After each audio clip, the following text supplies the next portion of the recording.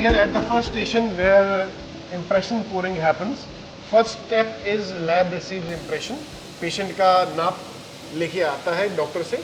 Normally doctor जो है एक च्युइंगम लाइक मटेरियल यूज़ करेंगे, पेशेंट को बोलेंगे इसके अंदर बाइट करो और उससे इम्प्रिंट आ जाते हैं. उसको हम स्टोन से उसका नेगेटिव रेप्लिका से पॉजिटिव बना देते हैं.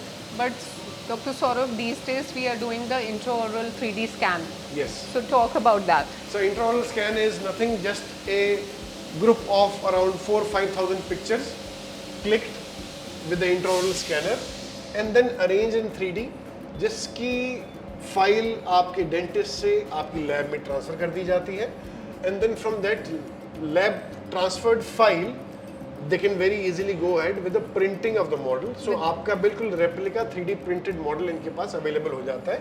उसमें कम्बरसम इम्प्रेशन मेकिंग जिसमें पेशेंट को वॉमिटिंग भी आ सकती है और वो मटेरियल बहुत मेसी रहता है. प्लस लैब को इमीडिएट ट्रांसफ़र हो जाता है आपका मेजरमेंट, आपका मॉडल.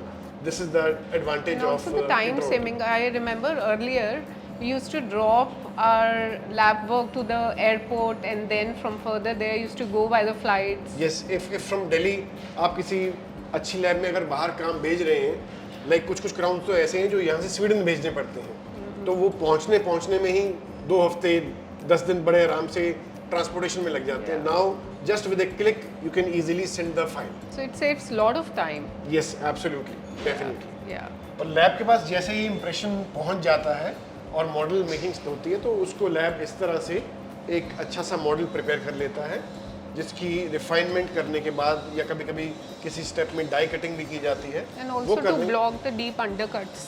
यस,